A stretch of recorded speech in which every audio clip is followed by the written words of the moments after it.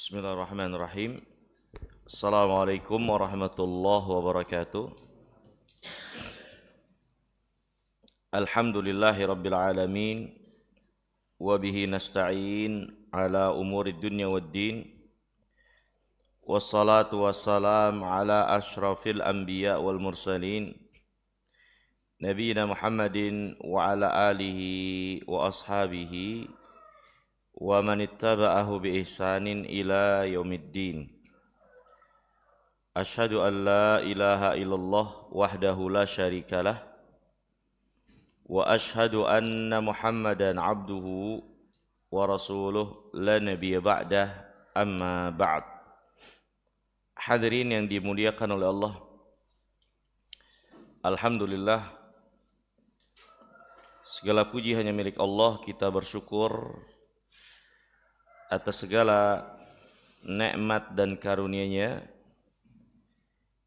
wabil khusus nikmat Islam dan iman yang dengannya Allah mudahkan kita berada di tempat yang mulia ini,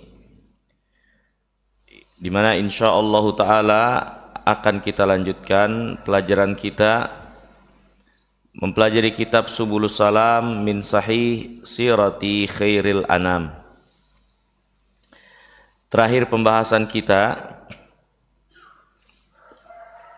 tentang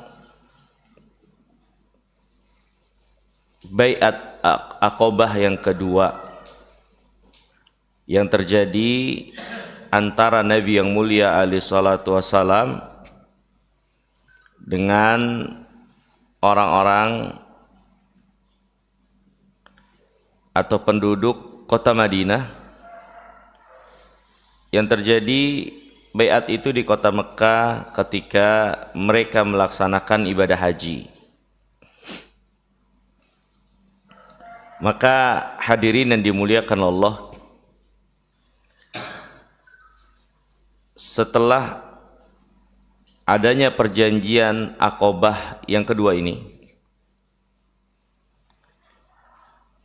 Nabi yang mulia salawatullah wassalamuhu alaihi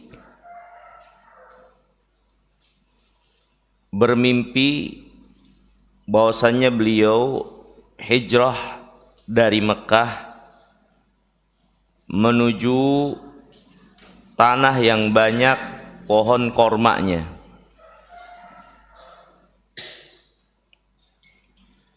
di mana ternyata tempat tersebut adalah kota Madinah atau kota Yathrib yang disebut ketika itu. Dan mimpi seorang nabi tentunya bagian dari wahyu Allah Subhanahu wa taala. Maka Rasulullah SAW dengan mimpi yang beliau alami ini, beliau pun memerintahkan umatnya untuk hijrah.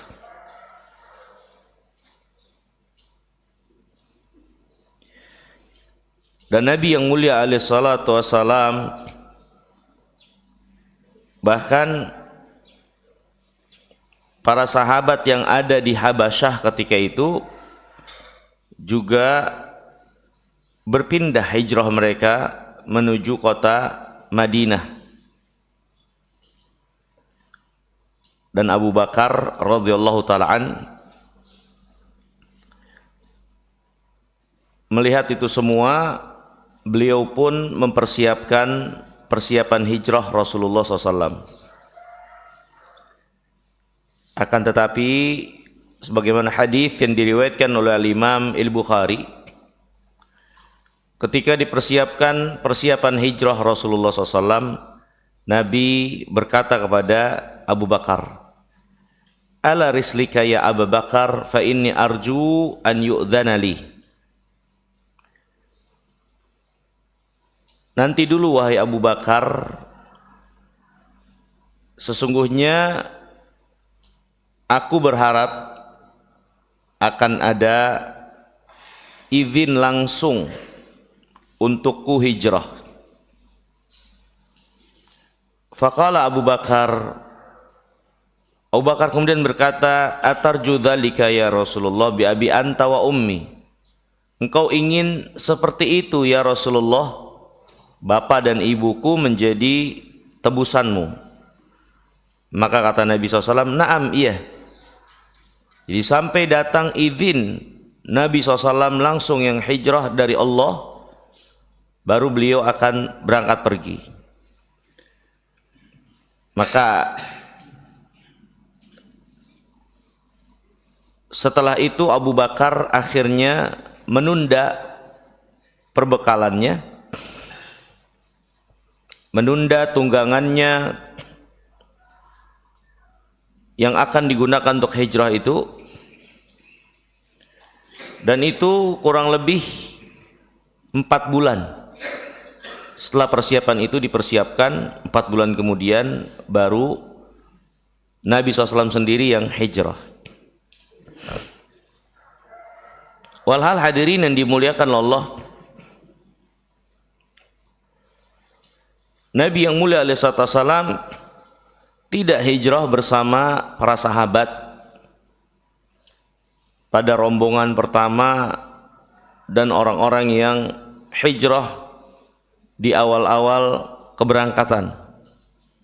Tapi beliau kurang lebihnya 4 bulan setelah banyak para sahabat yang telah migrasi, barulah beliau alaihissalam melakukannya.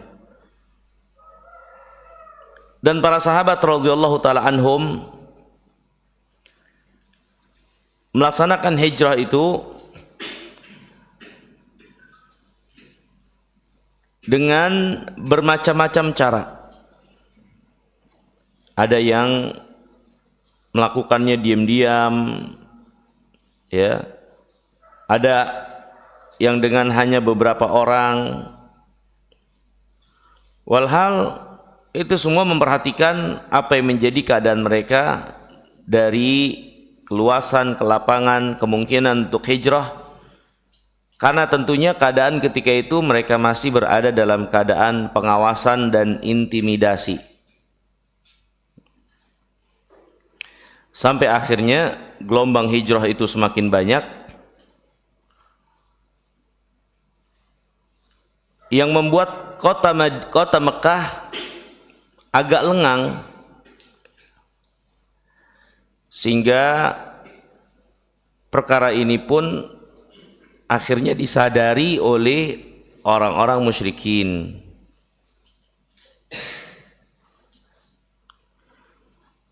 Keadaan di mana banyak orang-orang telah meninggalkan kota Makkah, ya. Dan penulis rahimahullahu taala menjelaskan di sini beberapa riwayat yang sahih tentang gambaran beberapa para sahabat, keadaan mereka dalam hijrah, yang menunjukkan kepada kita sekalian bahwasanya hijrah ini pun akhirnya dilakukan penuh dengan perjuangan, penuh dengan pengorbanan, air mata, darah dan harta yang dikorbankan oleh para sahabat untuk hijrah memenuhi perintah Allah dan Rasul-Nya. Jadi amalia hijrah ini, yaitu seorang berpindah dari suatu tempat ke tempat lainnya untuk menyelamatkan agamanya, itu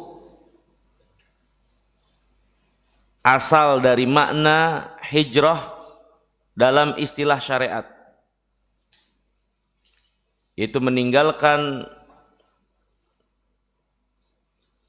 tempat atau negeri kufur menuju negeri kaum muslimin dalam rangka menyelamatkan din, menyelamatkan agama, karena tidak memungkinkan melaksanakan agama dengan leluasa di negeri yang ditinggalkan. Itu hijrah, suatu syariat yang disyariatkan kepada kaum muslimin sampai yaumul qiyamah. Ketika mereka berada pada satu negeri orang-orang kafirin dan mereka tertindas, terintimidasi di satu negeri, tidak bisa memungkinkan melaksanakan agama dengan baik, maka ada syariat yang namanya hijrah, meninggalkan negeri tersebut, migrasi menuju tempat di mana mengamalkan agama bisa lebih leluasa dilaksanakan. Itu hijrah. Dan hijrah sendiri juga telah datang keterangan dari Nabi yang mulia alaihi wasallam, yaitu seorang meninggalkan apa yang Allah haramkan. Itu juga termasuk bentuk makna hijrah yang dijelaskan oleh Nabi SAW. Rasulullah SAW bersabda, al-muhajir man hajara manahallahu anhu. Orang yang hijrah sesungguhnya adalah orang yang meninggalkan apa yang Allah larang. Itu orang yang hijrah sesungguhnya. Walhal hijrah adalah salah satu amaliyah di dalam Islam, ya. Di mana seorang dengan hijrah ini dia meninggalkan tempat atau negeri orang kafir yang dia tidak bisa leluasa mengamalkan agama di tempat tersebut, ke negeri kaum muslimin atau yang lebih netral, yang dia bisa beragama dengan leluasa di tempat itu. Dan hijrah disyariatkan tentunya dalam rangka pengamanan dan penjagaan terhadap din agama, ya. Karena beragama dengan leluasa, dengan penuh keamanan, ketenangan, ini diantara maksud dan tujuan datangnya agama Islam ini. Dan tentunya perkara din agama adalah perkara yang paling penting untuk berjalan dengan lancar, dengan baik, dilakukan oleh hamba-hamba Allah. Karena mereka sendiri jelas diciptakan oleh Allah Subhanahu wa taala untuk beribadah kepadanya. Maka ketika terjadi suatu gangguan, kesempitan, dan tidak memungkinkan menegakkan agama itu, maka ada syariat yang namanya hijrah untuk kaum muslimin meninggalkan satu tempat yang mereka terintimidasi, tidak dibolehkan mengamalkan agamanya dengan leluasa, ya, ditinggalkan tempat tersebut dalam rangka menyelamatkan agamanya, ya. Dan agama tentunya perkara yang paling mendasar untuk terpelihara, terjaga, dan didahulukan dari segala sesuatu. Nah, hijrah ini hadirin yang dimuliakan Allah, amalan yang sangat utama, karena dengan hijrah ini berarti seorang membuktikan kejujuran keimanannya, mendahulukan apa yang datang dari Allah dan Rasulnya. Karena hijrah ini akhirnya perintah Allah Subhanahu wa taala. Perintah Allah Subhanahu wa taala bagi kaum muslimin yang berada dalam kesempitan di suatu negeri orang-orang kafirin untuk mereka bisa mengamalkan agamanya. Maka Allah perintahkan untuk hijrah. Bahkan datang celaan orang yang tidak bisa melaksanakan agamanya dengan baik di negeri orang-orang kafirin, kemudian dia malah menetap di tempat itu walaupun dia nggak bisa mengamalkan agamanya dengan baik, padahal dia punya kemampuan untuk hijrah. Terdapat celaan bagi orang yang bersikap demikian. Allah berfirman, innal ladzina tawaffahumul malaikatu zalimi anfusihim qalu fima kuntum qalu kunna mustad'afina fil ard qalu alam takun ardullah wasi'atan fatuhajiru fiha. Sesungguhnya orang-orang yang menzolimi diri mereka sendiri. Ayat ini berkaitan dengan orang-orang yang tidak mau hijrah padahal punya kemampuan. Dia menzolimi dirinya sendiri, mungkin lebih cinta kepada tanah airnya, harta yang dia usahakan, atau apa yang dia miliki di tanah airnya tersebut, tapi dia nggak bisa mengamalkan agamanya dengan baik. Orang-orang yang menzolimi dirinya sendiri, bertahan di negerinya yang tidak bisa dia melaksanakan agamanya, ketika wafat, malaikat mempertanyakan kepada mereka, fima kuntum, bagaimana kalian ini kok bisa mati di tempat yang kalian akhirnya nggak bisa melaksanakan agama kalian? Kemudian orang ini mengatakan, dulu kami adalah kaum yang tertindas. Kemudian dikatakan kepada orang ini, bukankah bumi Allah luas untuk kalian hijrah ke tempat yang lain sehingga bisa mengamalkan agama kalian dengan baik? Ini celaan dari Allah Subhanahu wa taala yang Allah jelaskan dalam Al-Qur'an bagi orang-orang yang mempertahankan dirinya di suatu tempat yang dia tidak memungkinkan melaksanakan agamanya dengan baik. Ya. Ini dalil yang menunjukkan kepada kita sekalian, hijrah menjadi suatu bagian dari syariat Islam, amalan yang utama dari perintah Allah bagi orang-orang yang berada di suatu tempat yang tidak memungkinkan dia untuk mengamalkan agamanya dengan baik, sedangkan dia punya kemampuan untuk pindah, maka hijrah menjadi suatu kewajiban buat dia. Ya. Dan hijrah juga menjadi amalan utama yang menunjukkan kebenaran keimanan seseorang, ya. Karena dengan hijrah ini ya, seorang akhirnya meninggalkan apa-apa yang menjadi bagian dunia yang dia miliki untuk mendahulukan, mengutamakan agamanya, din. Ya, seorang hijrah, dia meninggalkan tanah airnya, ya, bahkan terkadang keluarganya, ya, usaha yang sudah dia bangun, ditinggalkan itu semua untuk memulai dari nol lagi ke tempat di mana dia bisa leluasa mengamalkan agamanya. Kalau bukan karena kebaikan dan kekuatan keimanan, sulit seorang itu untuk berpindah tempat, migrasi, hijrah dalam rangka menyelamatkan din agamanya. Walhal hijrah itu amalan yang utama kalau keadaan, ketentuan dan syaratnya memang terpenuhi untuk dilaksanakan hijrah ini. Dan hijrah itu kata para ulama berpindah dari negeri yang dikuasai oleh orang kafirin ke negeri kaum muslimin, itu namanya hijrah. Ya. Menurut istilah praktek amaliyah daripada syariat hijrah itu sendiri. Dan secara makna hijrah juga adalah seorang meninggalkan apa yang Allah larang, ya, seperti yang dikatakan oleh Nabi yang mulia salawatullah wassalamuhu alaihi.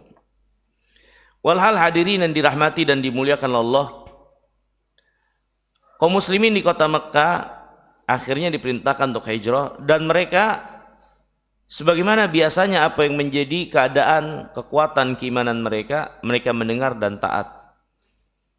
Ya, mereka pun bersiap untuk meninggalkan kota tempat kelahiran mereka, tanah air mereka, tempat di mana mereka mengumpulkan dan membangun usaha mereka, walaupun mereka harus meninggalkan itu semua dalam rangka mentaati Allah Subhanahu wa taala dan Rasulnya yang mulia alaihi salatu wassalam. Penulis membawakan di sini beberapa kisah tentang hijrahnya para sahabat yang menunjukkan betapa besar pengorbanan mereka, ya, untuk agamanya, yang menjadi contoh teladan buat kita sekalian tentang pengorbanan perjuangan para sahabat, ya, tentunya di mana agama adalah perkara yang lebih mahal dari apapun juga untuk diselamatkan daripada apa yang menjadi isi dunia. Ya.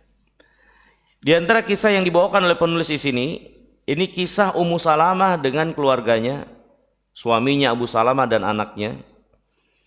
Ketika mereka hendak hijrah bertiga, di tengah jalan bertemu rombongan dari suku Ummu Salamah yang tidak mengizinkan wanita dari suku mereka, yaitu Ummu Salamah ini, dibawa pergi suaminya untuk hijrah. Akhirnya Ummu Salamah pun direbut oleh rombongan dari sukunya tersebut bersama dengan anaknya, dan Abu Salamah akhirnya hijrah sendirian. Dia hijrah sendirian, ya, mendahulukan apa yang menjadi perintah Allah dan Rasulnya. Walaupun akhirnya berpisah dengan anak dan istrinya, yang tentunya bukan dia berarti menyia-nyiakan istrinya, karena istrinya berada pada orang-orang yang menjadi anggota keluarganya dalam keamanan. Istrinya tetap aman bersama orang-orang itu, dan anaknya dia pastikan aman, ya. Tapi memenuhi perintah Allah dan Rasulnya akhirnya harus didahulukan. Abu Salamah pun pergi sendiri, dalam keadaan Ummu Salamah dan anaknya tertinggal, ya. Nah, setelah Ummu Salamah diamankan oleh kaumnya ini, maka suku dari Abu Salamah tidak terima kalau anak keturunan dari suku mereka, ini anaknya Abu Salamah kan bagian dari mereka, maka suku dari Abu Salamah pun mengambil anak yang ada pada Ummu Salamah karena merasa ini adalah darah daging dari Abu Salamah yang sesuku dengan mereka. Akhirnya kemudian Ummu Salamah pun terpisah dari anaknya, ya. Dan ini hadirin yang dirahmati dan dimuliakan Allah Subhanahu wa taala, satu keluarga yang tadinya hendak membawa agamanya, menginginkan keselamatan, mentaati perintah Allah dan Rasulnya, akhirnya malah terpisah. Suaminya sudah di kota Madinah, istrinya bersama dengan sukunya, dan si ibu ini juga dipisahkan dari anaknya yang masih dalam perawatannya. Tentu terutama bagi Ummu Salamah dalam hal ini itu sangat terpukul. Sebagai seorang wanita yang lemah, dia harus dipisahkan dari suaminya dan anak darah dagingnya. Setiap hari Ummu Salamah dia keluar dari rumahnya, ya, menangis sampai ketika sudah siang hari dia balik lagi ke dalam rumah. Besoknya dia keluar lagi, dia menangis. Seperti itu yang dia lakukan setiap harinya. Dia bersedia akan perpisahan yang dialami antara dirinya dengan suami dan juga anaknya, ya. Ummu Salamah mengatakan, "Fakuntu akhruju kulla ghadatin fa'ajlis bil abtah." Aku tiap hari keluar duduk di abtah. Fama azal abki hatta umsi. Dan di situ aku terus menangis sampai sore hari baru pulang, ya. Sanatan au qoriban minha, dan itu dilakukan oleh Ummu Salamah kurang lebih setahun lamanya. Gitu terus. Ini tiap hari pagi keluar ke Abtoh, dia nangis, sore atau siang pulang, dan itu dilakukan tiap hari. Sedih dia, kehilangan suami dan dipisahkan dari anaknya. Sampai satu ketika ada seorang yang baik hati dari orang yang sesuku dengan Ummu Salamah, melihat apa yang menjadi rutinitas Ummu Salamah ini, dan dia mengasihani Ummu Salamah. Kemudian dia mengatakan kepada kaumnya, "Ala tukhrijuna hadhil miskinah?" Kenapa kalian enggak bebasin aja wanita miskin ini? Jadi wanita yang sangat kasihan ini, kenapa kalian nggak biarkan dia saja untuk pergi, ya? Kalian telah memisahkan antara dia dengan suami dan anaknya. Memangnya apa yang menjadi kerugian kalian dengan membebaskan dia? Tentunya dia hanya seorang wanita, nggak akan menambah kekuatan siapapun dengan kalian melepas dia. Apalagi si wanita ini yang menginginkannya, dia juga setiap hari menangisi keadaannya, ya. Akhirnya perkataan orang ini pun disetujui oleh kaumnya, sehingga mereka sepakat untuk melepaskan Ummu Salamah, ya, dan menyerahkan urusan kepada dirinya untuk kemana dia mau. Ya. Dan Ummu Salamah mengatakan, waradda Banu Abdul Asad ilayya inda dzalika ibni. Banu Abdul Asad, yaitu suku dari suaminya Abu Salamah, juga ketika itu menyerahkan anaknya lagi. Setelah hampir setahun ya terpisah, diserahkan lagi anaknya. Maka Ummu Salamah pun mengatakan, aku pun bersiap menyiapkan tungganganku. Aku bawa anakku, aku gendong dia, ya. Kemudian aku bersiap untuk hijrah ke kota Madinah. Dan ketika itu nggak ada yang menemani aku kecuali aku sama anak aku aja yang masih kecil berdua. Untuk menempuh jarak yang sangat jauh, ya, berminggu untuk sampai di sana, ya, menempuh padang pasir yang dia juga belum tentu memiliki keahlian mengetahui jalan yang menyampaikannya ke kota Madinah, tapi sudah, ya, untuk menyelamatkan din, ya, dia bawa anaknya, perbekalan yang ada, berangkat. Di tengah jalan Allah Subhanahu wa taala, ya, memberikan pertolongan kepada Ummu Salamah. Dia bertemu dengan orang yang bernama Uthman ibn Tolha. Uthman bin Tolha ini orang musyrik, ya, tapi masih memiliki rasa kemanusiaan. Tidak tega melihat seorang wanita dengan anaknya harus menempuh jarak yang sangat jauh untuk suatu perjalanan, sedangkan dia sendiri nggak tahu jalan dan nggak ada laki-laki yang mengurus untuk menjamin apa yang menjadi keselamatan dia sampai tujuan. Ya, Utsman bin Tolha pun tergerak hatinya, Allah menggerakkan hatinya untuk menolong Ummu Salamah ini.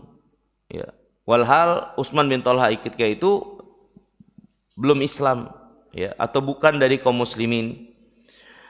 Utsman bin Tolha mengatakan, ila aina ya binti Abi Umayyah, mau kemana engkau wahai anak Abi Umayyah?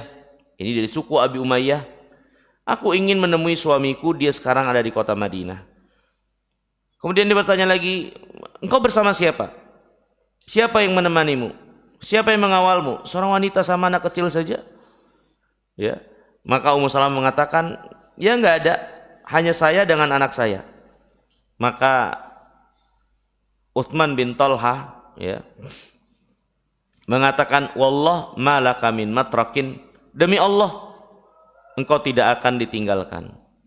Artinya dia bersedia untuk mengantar, ya, Ummu Salamah dengan anaknya tanpa bayaran sepeser pun yang dia minta, tanpa pamrih yang dia tagih juga kepada Ummu Salamah. Walhal ini adalah rasa kasihan kepada seorang wanita dengan anaknya, ya, yang sendirian untuk menemui suaminya di tengah jalan, ya, suatu rasa kemanusiaan, bertanggung jawab untuk keselamatan manusia yang lainnya, ya, yang Allah SWT gerakan Utsman bin Tolha akhirnya untuk menolong Ummu Salamah ini, ya.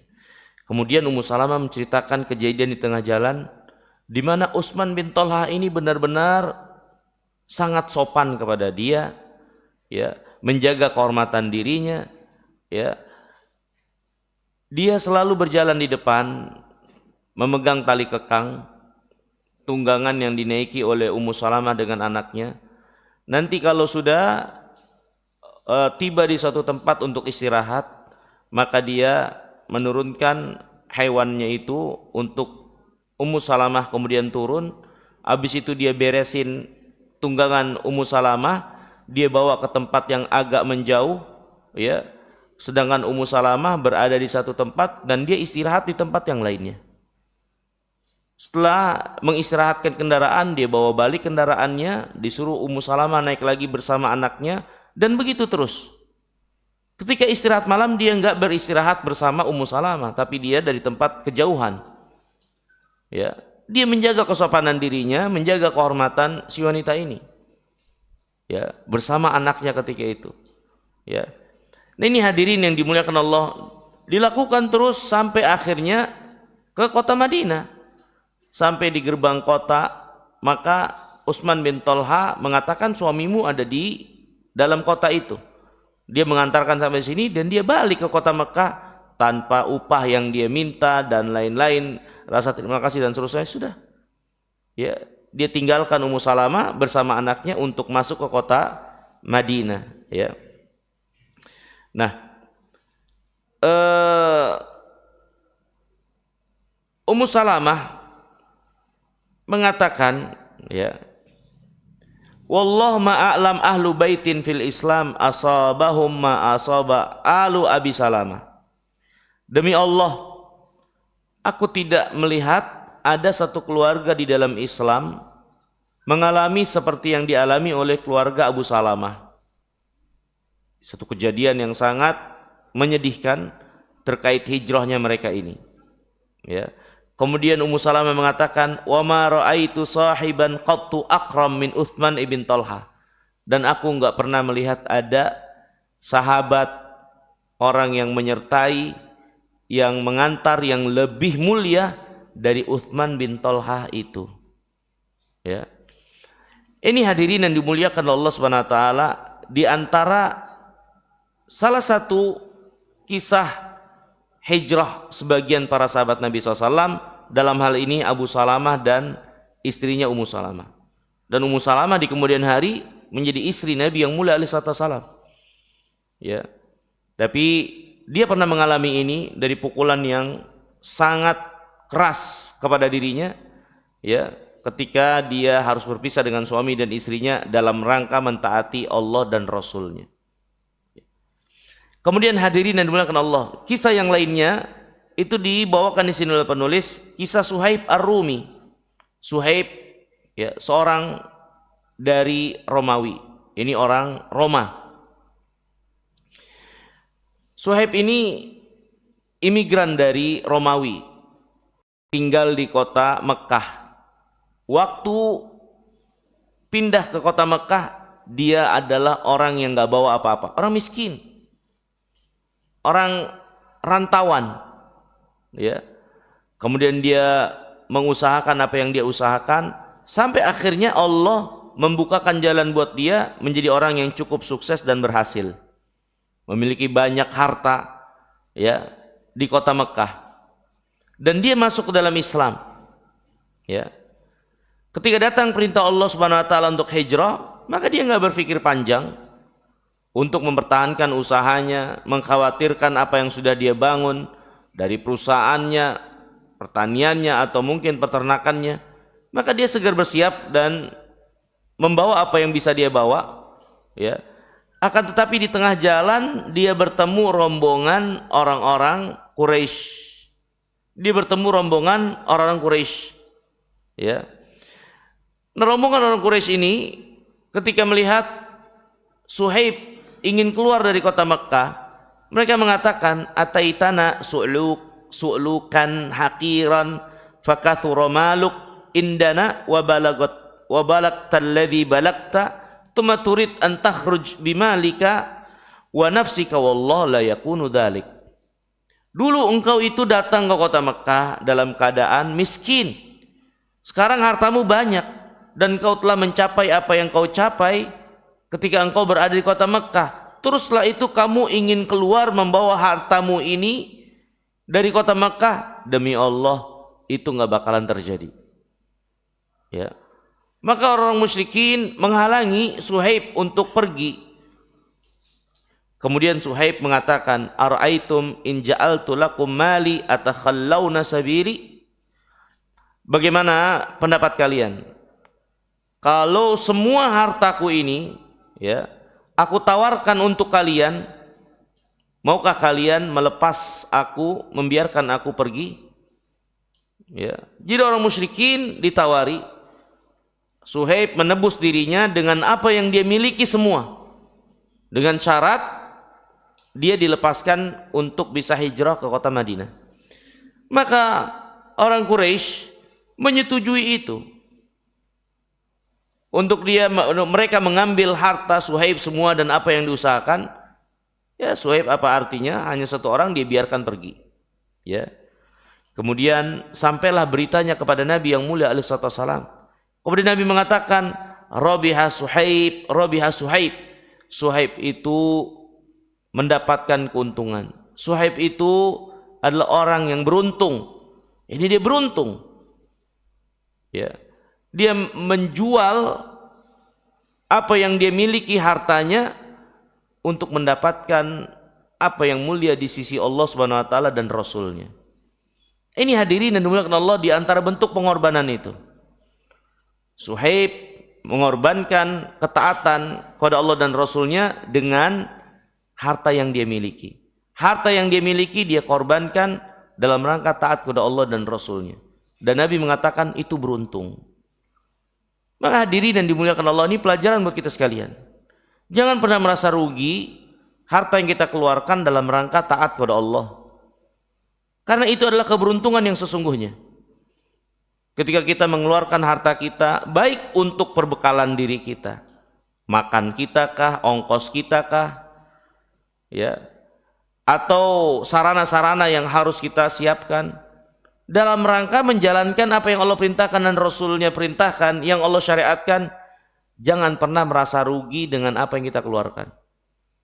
Kita keluarkan uang untuk melaksanakan ibadah haji, kita keluarkan uang untuk melaksanakan ibadah umroh, kita keluarkan uang untuk membiayai anak-anak sekolah agama agar mereka paham din agama.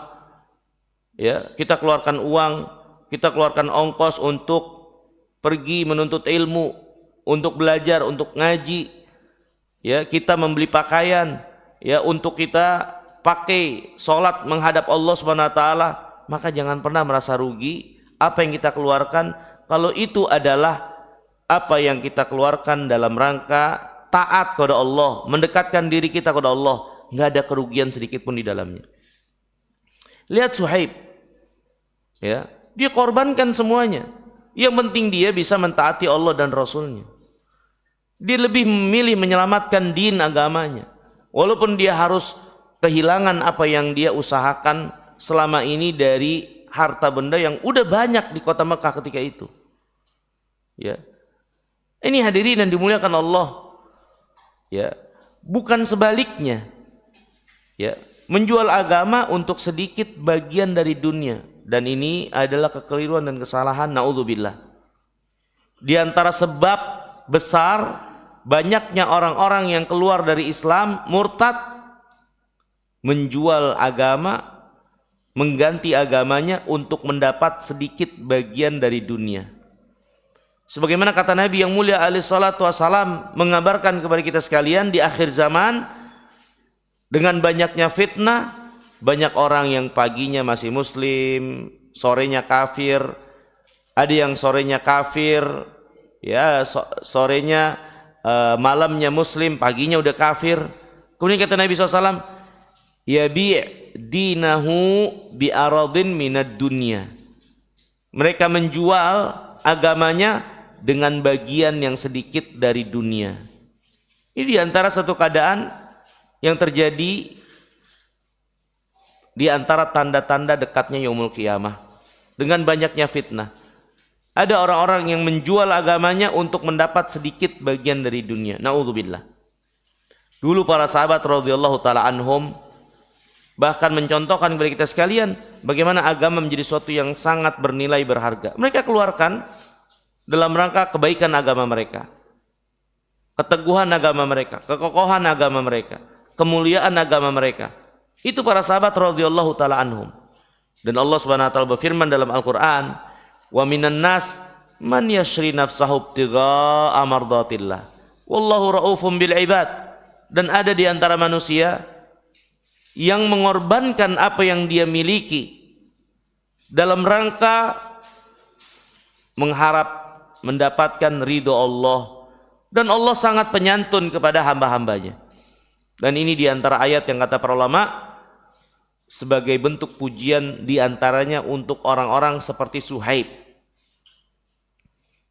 Orang seperti Suhaib yang dia mengorbankan apa yang dia miliki dari dunia, dari hartanya dalam rangka keridhaan Allah Subhanahu wa taala yang dia harapkan.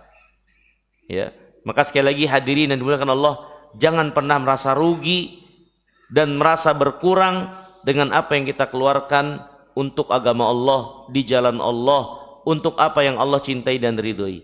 Nabi SAW sendiri mengatakan, Rabiha Suhaib, Rabiha Suhaib, Suhaib beruntung, Suhaib beruntung. Ya. Kemudian hadirin yang dimuliakan Allah, kisah yang ketiga, yang terakhir yang dibawakan oleh penulis di sini, kisah hijrahnya Umar bin Khattab. Ya. Di mana Umar bin Khattab ketika ingin hijrah, dia sepakat dengan dua temannya, ya, yaitu Ayyas ibn Abi Rabi'ah dan Hisham ibn As. Ya, Hisham ibn As, Hisham dan Ayyas sepakat sama Umar untuk hijrah bareng. Mereka pun sepakat untuk janjian di satu tempat, ya, bertemu, dan mereka mulai berangkat dari tempat itu. Ya. Kemudian mereka mengatakan, kalau besok pagi siapa di antara kita yang belum datang, berarti orang itu tertahan, nggak bisa berangkat. Sudah, yang lain pergi aja. Ya, pokoknya kita besok janjian di tempat ini subuh. Kalau ada di antara kita yang nggak datang, nggak usah tunggu-tungguan, berangkat aja. Berarti yang nggak datang di subuh itu dia nggak bisa pergi, tertahan. Ya. Kebesokan harinya, ya, kata Umar, saya dan Ayyash, ya, berada di tempat yang sudah mereka janjikan. Hisham nggak bisa berangkat. Ya. Akhirnya mereka berdua pun berangkat. Ya. Sampainya di kota Madinah, ya, di Bani Amr ibn Auf, ini di Kuba. Kharaja Abu Jahal ibn Hisham wal Harith ibn Hisham ila Ayyas. Ya. Abu Jahal ibn Hisham dan Harith bin Hisham menemui Ayyas ibn Abi Rabi'ah yang bersama Umar hijrah. Ya, Hisham sendiri kan nggak bisa hijrah. Ya. Nah, Abu Jahal dan Harith menemui Ayyas yang hijrah bersama Umar. Ya. Nah, Abu Jahal bin Hisham dan Harith bin Hisham ibnu ammihima, ini sepupu dari Ayyas ini. Ya. Ketika menemui Ayyas, Abu Jahal dan Harith ini berkata kepada Ayyas, ibumu bernazar, ya, dia itu nggak mau nyisir karena kepergianmu.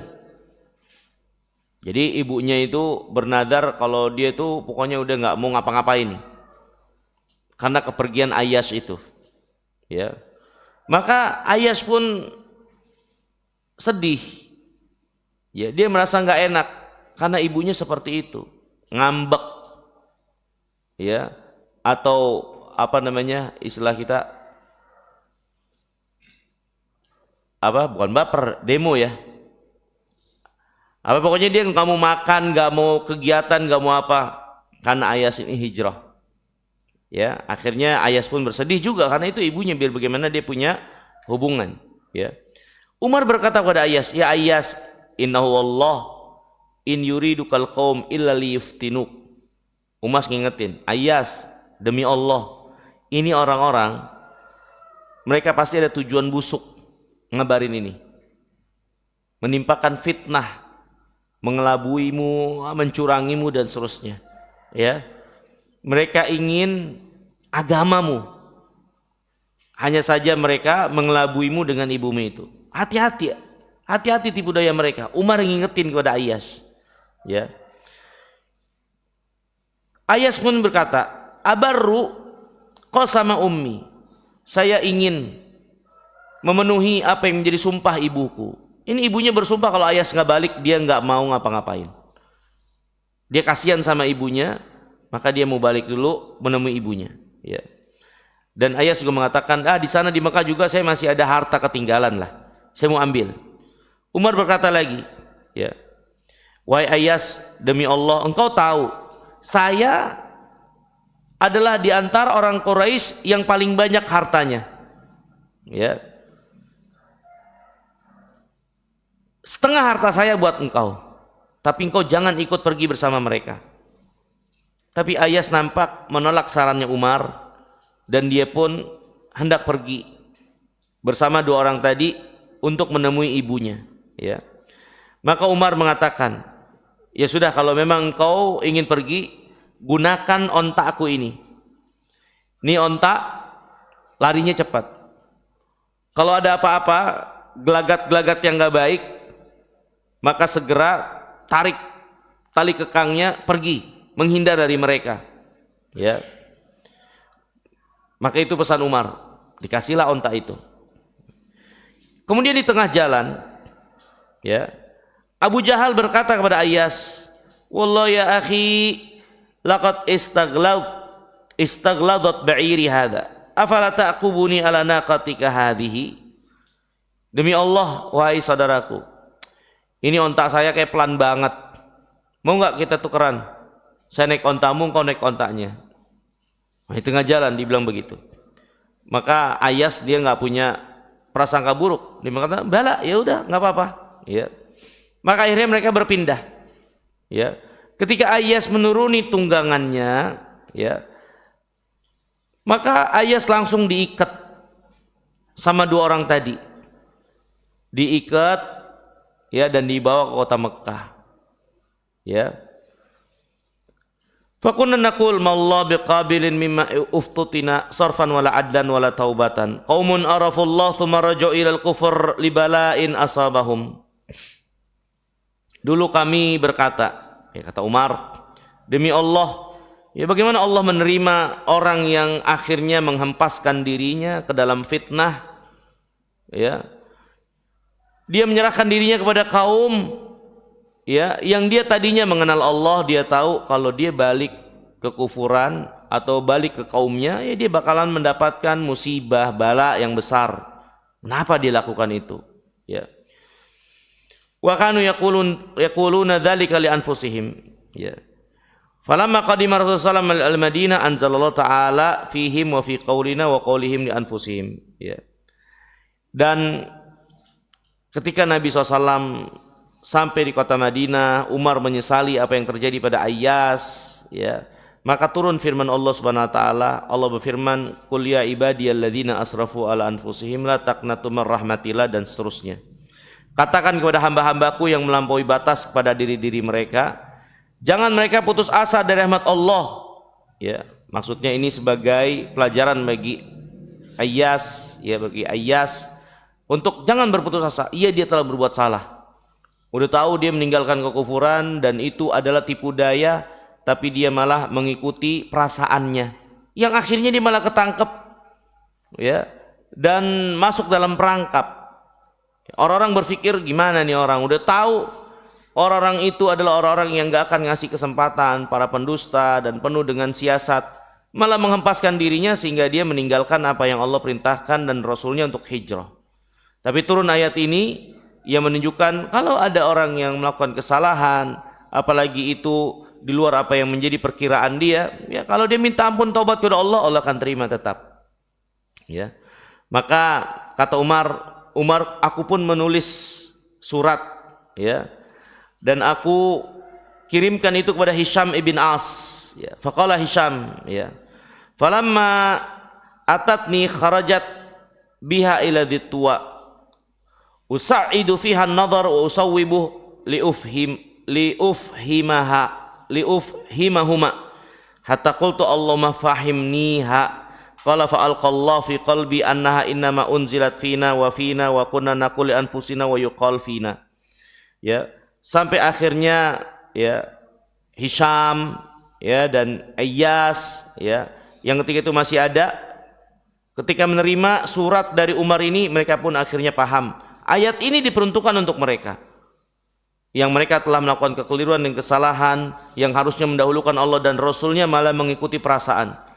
Tapi Allah memberikan kesempatan untuk bertobat kepada Allah SWT. Maka akhirnya, ya, orang ini pun yang tertinggal, dia segera menyiapkan ontaknya, ya, dan dia berangkat menemui Nabi yang mulia salawatullah wassalamuhu alaihi. Ya. Ini hadirin yang dirahmati dan dimuliakan Allah SWT. Ya, menunjukkan juga kepada kita sekalian dari pelajaran yang bisa ya, kita ambil dari kesempatan pagi hari yang mulia ini, ya orang kafir Quraisy, mereka enggak diam saja dengan kepergian dan hijrahnya para sahabat. Mereka melakukan segala daya dan upaya dari tipu muslihat untuk menarik kembali para sahabat yang hijrah, menipu mereka, menghalangi mereka semenjak di kota Mekah sampai di tengah jalan, sampai ketika udah nyampe di Madinah pun, ya mereka tetap melakukan hal-hal yang mereka bisa lakukan dalam rangka tipu muslihat, membalikkan orang-orang itu balik ke kota Mekah. Ya, ini menunjukkan buat kita sekalian betapa keadaan itu memang tidak selancar dan selurus apa yang kita apa yang kita kira. Para sahabat dalam hijrah mereka ini benar-benar banyak rintangan yang harus mereka lalui. Ya, mereka harus mengorbankan perasaan mereka, mengorbankan harta mereka, bahkan kebersamaan mereka bersama keluarga. Ya, dan begitulah hadirin yang dimuliakan Allah, dalam rangka ketaatan kepada Allah dan Rasulnya, ya, banyak dari orang-orang itu terbawa perasaannya sehingga akhirnya mengesampingkan Allah dan Rasulnya. Maka ini adalah orang yang rugi. Apa yang datang dari Allah dan Rasulnya pasti yang lebih benar, karena itu datang dari pencipta kita, dari Allah Subhanahu wa Ta'ala yang menciptakan perasaan kita. Kalau perasaan kita bertolak belakang dengan apa yang datang dari Allah dan Rasulnya, maka bohongi perasaan kita. Yang benar itu apa yang datang dari Allah dan Rasulnya. Ya. Ini lihat kisah Ayyas itu, akhirnya dia mendahulukan perasaannya sehingga akhirnya dia malah terjebak, terperangkap dalam siasat orang musyrikin. Ya. Dan lihat bagaimana Suhaib, akhirnya dia mendahulukan Allah dan Rasulnya dari hartanya, karena nggak ada yang lebih berharga daripada din, daripada ketaatan kepada Allah dan Rasulnya. Dan lihat bagaimana Abu Salamah, akhirnya dia harus mengesampingkan kebersamaan dengan keluarganya dalam rangka taat kepada Allah dan Rasulnya. Anak dan istrinya harus terpisah, tapi dia tetap berjalan, dia nggak menoleh ke belakang, karena itu yang diperintahkan oleh Allah dan Rasulnya. Maka ini sejumlah bentuk-bentuk gambaran buat kita sekalian. Mereka benar-benar orang-orang yang utama, orang-orang yang tidak dikuasai oleh perasaan-perasaan mereka, orang yang tidak dikuasai oleh emosional mereka, nggak dikuasai oleh harta-harta mereka, nggak dikuasai oleh apa-apa yang memalingkan mereka dari Allah dan Rasulnya. Itu para sahabat radhiyallahu ta'ala anhum. Dan hijrah bukan perkara yang ringan. Sampai akhirnya sejumlah pengorbanan ini harus mereka lakukan. Hal-hal yang besar-besar ini harus mereka kesampingkan dalam rangka tunduk dan taat kepada Allah dan Rasulnya. Dan begitulah mereka para sahabat. Itulah contoh teladan buat kita sekalian. Dalam beragama, jangan dahulukan apa yang menjadi perasaan kita, emosional kita, kesimpulan berakal kita. Apa-apa yang jelas kontradiktif, bertolak belakang, bertentangan dengan apa yang datang dari Allah dan Rasulnya. Karena yang datang dari Allah dan Rasulnya itu pasti yang benar, membawa kebaikan, kemaslahatan, kebahagiaan di dunia dan di akhirat. Perkiraan kita sekarang sama besok bisa berbeda. Perkiraan kita ada batasnya. Perasaan kita bisa membohongi kita. Harta kita nggak nyelamatin kita di akhirat nanti juga. Kalau itu malah menghalangi kita dari kebaikan agama kita. Maka ini hadirin yang dimuliakan Allah. Ya, para sahabat telah mendahului kita, memberikan contoh dan membuktikan apa yang menjadi perjuangan dan pengorbanan kita. Nah, ini pelajaran bagi kita sekalian. Yang namanya iman ada ujiannya. Ya, untuk kita tahu bagaimana harus bersikap. Ya, dan semoga Allah SWT memberikan kelapangan, keluasan buat kita sekalian. Ya, dan memberikan kemudahan buat kita jalan untuk sampai kepada keridhaan Allah SWT. Mungkin ini hadirin yang dimuliakan Allah yang bisa kita pelajari di kesempatan pagi hari yang mulia ini dari beberapa kisah hijrahnya para sahabat Nabi yang mulia alaihi wasallam, yang menunjukkan buat kita sekalian suatu contoh teladan besar, ya, bagaimana agama menjadi suatu yang terdepan dan utama untuk didahulukan dari apapun juga. Ya, karena akhirnya agama ini yang membawa kepada kebaikan, keselamatan dunia dan akhirat. Ya. Adapun harta dia bisa dicari di kemudian hari lagi nanti, dan pasti seorang gak akan kekurangan apa yang menjadi harta dan bagiannya di dunia kecuali selesai ajalnya yang Allah tetapkan baginya. Perasaan kita bisa membohongi kita, hawa nafsu apalagi, ya, pikiran-pikiran kita terbatas, ya. Banyak hal yang kita tidak mampu untuk menjangkaunya, apalagi kalau itu jelas-jelas bertolak belakang dengan apa yang datang dari Allah dan Rasulnya. Pastinya keterbatasan yang ada dalam diri kita ini menuntut kita untuk mengakui yang datang dari Allah itu pasti yang benar, yang harus kita dahulukan dari emosional dan akal-akal kita. Wallahu ta'ala jalla wa ala wa alam. Mungkin ini, terima kasih banyak atas kesempatannya. Mohon maaf kurang lebihnya. Semoga yang sedikit ini bermanfaat. Aqulu qauli hadza wa astaghfirullah li wa lakum wa akhiru da'wana anil hamdulillahi rabbil alamin. Wassalamualaikum warahmatullahi wabarakatuh.